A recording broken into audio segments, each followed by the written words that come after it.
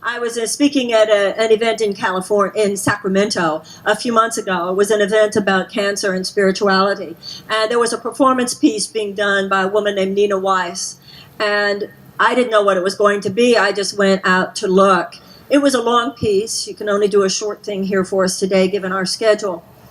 But I was so moved that by the end of it, tears were streaming down my face.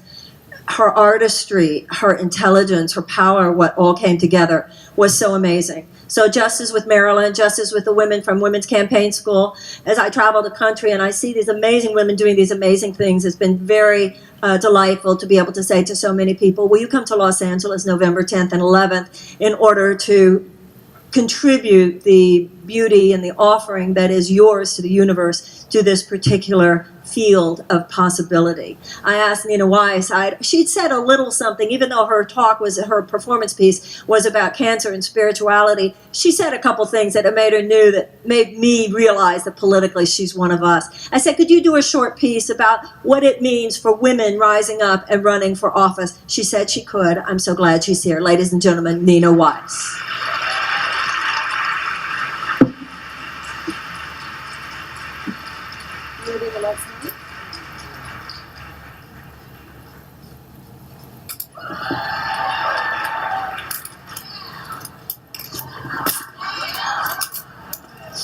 I'm changing the molecular structure of the universe.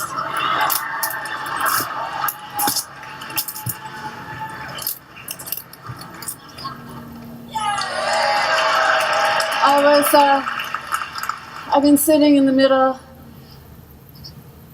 I like to sit in the middle, kind of near the aisle, so I can escape if I need to.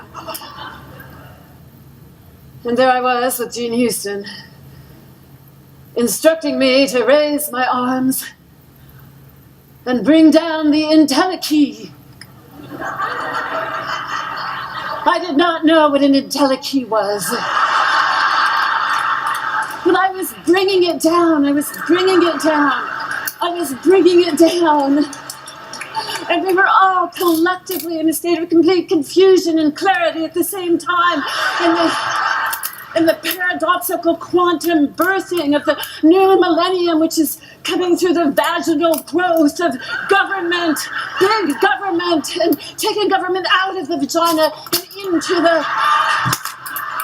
into the big cosmic green balloon. Bring the green balloons, bring them, and more women in the vaginal construction of the quantum unfolding of the I am, everything I am meant to be here now, unfolding into the great whatever I'm supposed to do next.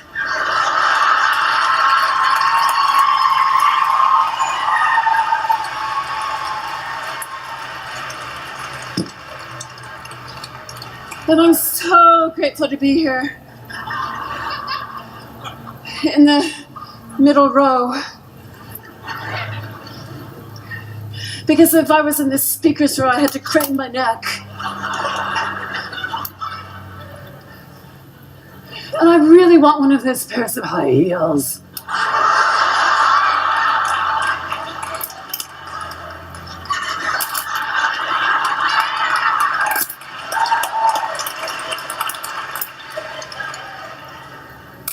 Because clearly, if we are going to move forward and change the universe, we must dress well.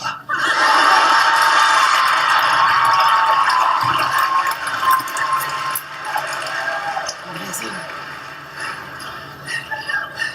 And I'm so relieved to know, as I took out my notebook and started taking notes about I am everything I was meant to be, and I was given everything, and now is the moment that I can be the thing that I'm supposed to be.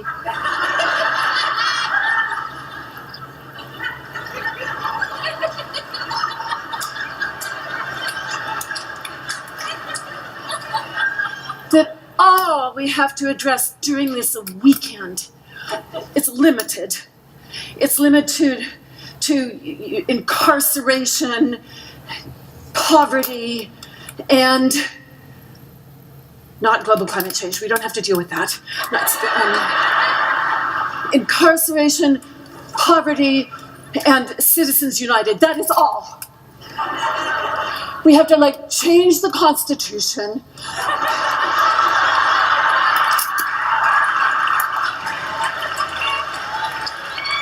We have to address the issue of 17,000 children dying of hunger each day and being beaten and raped. Ah! I can do it. I can do it. I can do it.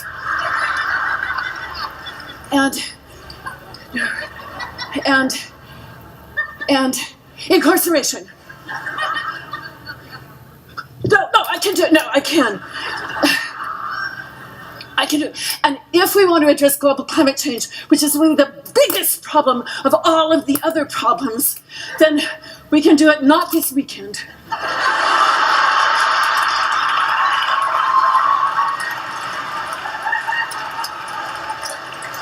And not within any party structure. No, just on our own.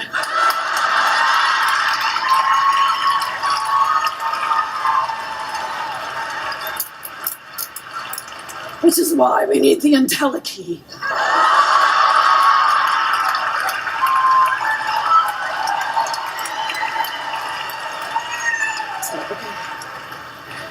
So I turn for strength. I turn for strength to this memory I have of my mother.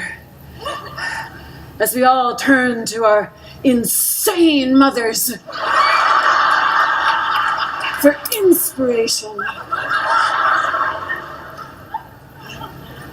My mother was about 5'4" and had dark hair that curled in strange directions.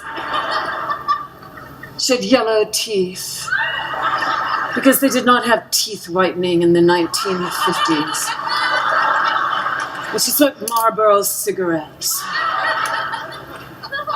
And when I was in the 4th grade, and Miss Coffey was my elementary school teacher, who had blue eyes and perfectly coiffed blonde hair, and always wore fitted dresses and flat shoes. At the time, we were required, protected by, supposedly, practicing for the air raid attack. For the attack of atomic bombs coming from the Soviet Union that were going to completely turn into large mushroom clouds and melt our skin. So we had to practice. The siren would go off. It was not the beep, beep, beep, beep, beep fire alarm siren, no. It was the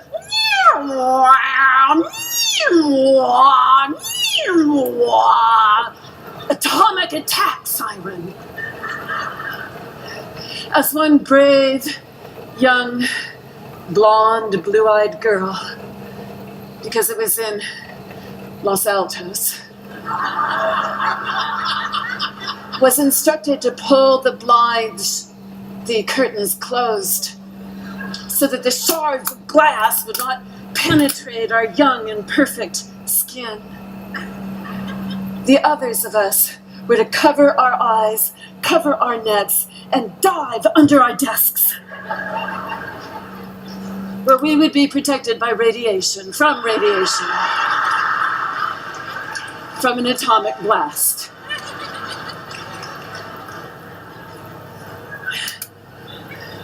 My mother, with her hair and her teeth and her Marlboro, still in her plaid bathroom, wrote me a note. I will not allow Nina to participate in the air raid drill practice. The thought of an atomic war is inconceivable. By allowing people to practice diving under their desks with their hands over their eyes, conditions us to believe that atomic war is conceivable acceptable and tolerable when it is not.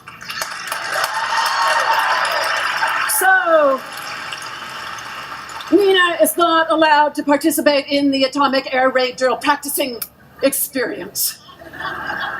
Sincerely, Hadassah Wise.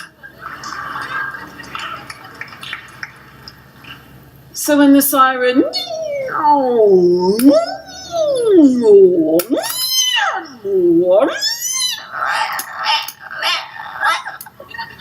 went off, I stood in the back of the room.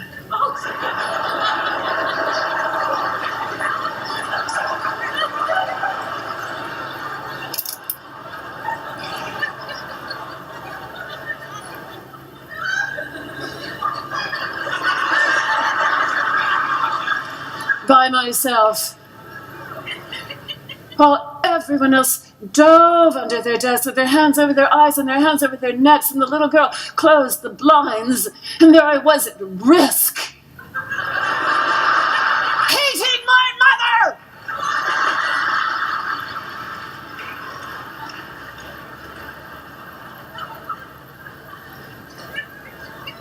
But now I realize she was right.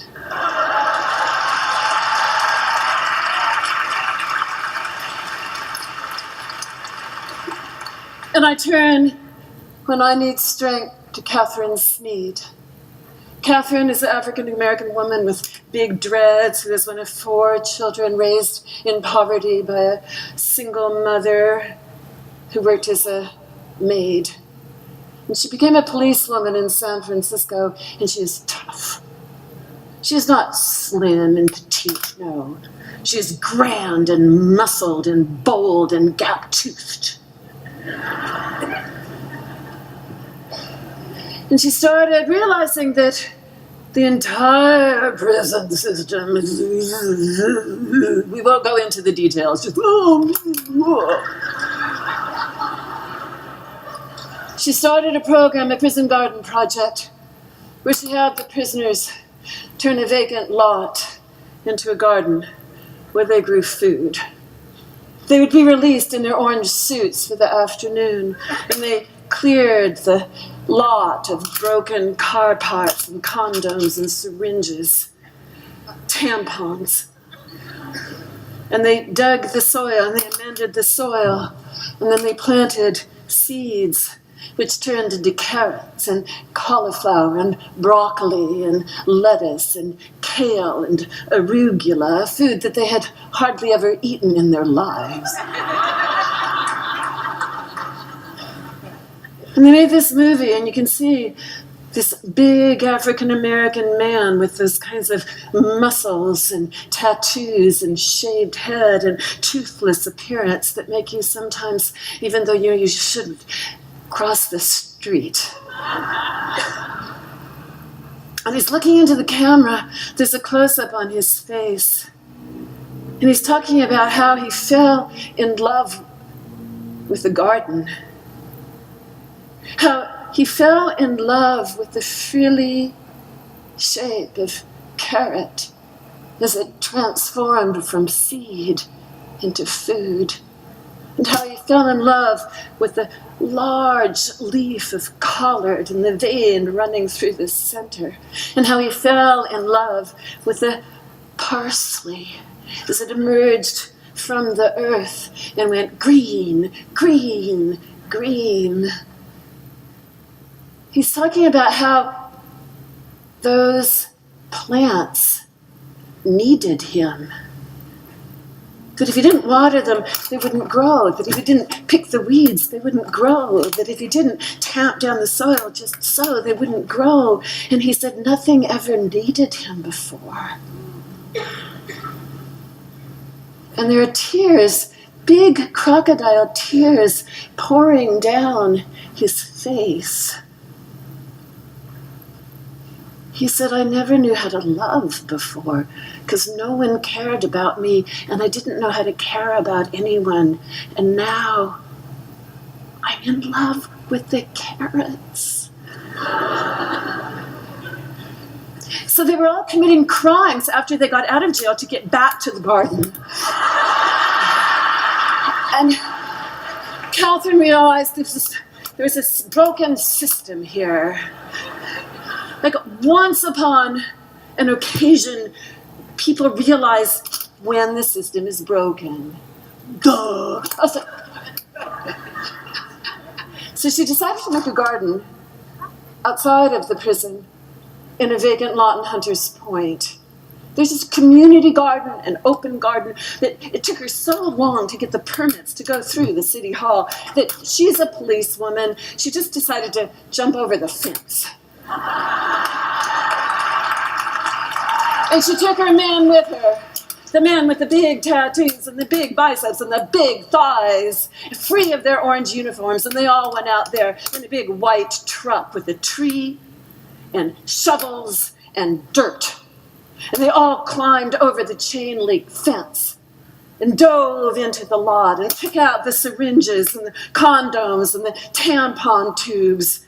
And they amended the soil and they dug the soil and they planted, or were about to plant. They were about to plant a tree. Catherine was holding the bare roots in her hands, and she knelt down, and she looked up. And there was a small boy with a revolver. About 7, she thinks, or 8, pointed at her. She looked around, and all of the men she had brought to accompany her had fled. Because they had grown up in neighborhoods like this, and they knew what a revolver meant, even in the hand of a 7-year-old. They fled. And she thought to herself, with her gap tooth and her memory of her own mother, that this would be the moment that she would die, holding that bare root tree in her hands. And then one of the men came from behind her, looked at the little boy, and he said, "I think I know your aunt. Isn't your aunt named Marie?" The little boy didn't say a word, but you could see a shift in his eyes. And another man walked forward, and he said, "I think I know your aunt too, and doesn't she live in the blue house just down the street?" And the men began to walk forward and tie that boy in. "We know who you are. We know your aunt. We know your mother. We know the circumstances. We know the situation. We've been where you are. I was the 7-year-old holding the gun. I was the 7-year-old holding the gun. I was the 7-year-old with the mother who was a crack addict because she grew up poor and her father beat her." They tied him in. And then they said, "Put down the gun." He put down the gun. And Catherine handed him the tree. She said, "Do you want to plant the tree?" And the boy knelt on the ground, and he laid those roots into the soft, prepared earth. And then they tamped it down and gave it water. They tied him in to the rain and the cloud and the mountain and the parsley. They tied him into the blue house, and Maria and I was a boy, and I know who you are. Because that's when things change. I know who you are. Plant the tree. The tree will grow for your entire life and beyond. Because that's where we're headed now. It is almost too late. We cannot wait to the end of the weekend to deal with global climate change. We have to do it right now. We have to take to the streets. We have to dance and change the molecular structure of the universe. We have to bring down the utility, and we have to run for office. I don't have any time to run for office.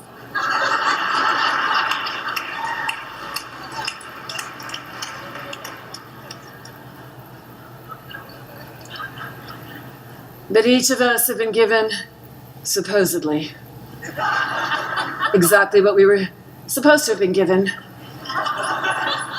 And we are now complete adults. And we are going to move out into the world doing what it is that when we reach into our hearts and our souls, we know that we are meant to do in our own unique and personal and perfect way. Because everything is perfect, the universe is perfect, the universe heals whatever wounds appear. As the wounds appear, it might take them a really long time, and there's a big wound right now, but we're going to do it.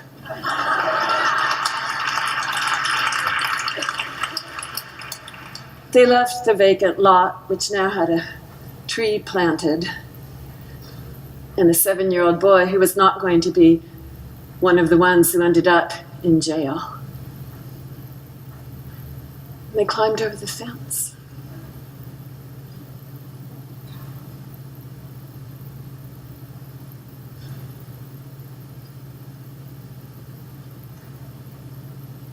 Thank you.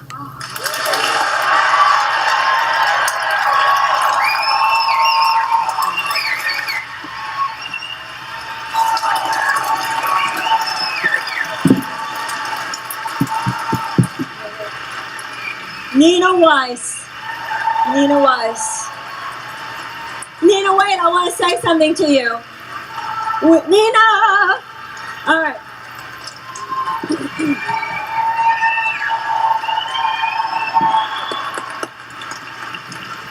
Nina! Nina! Nina! All right, well, would you come out? I want to say something to you because I think I say it on behalf of many people. Because I felt it twice now with you. Every once in a while, you are in the presence of an artist and you see their performance and you think to yourself, how lucky am I to be alive to see that? That's how many of us feel.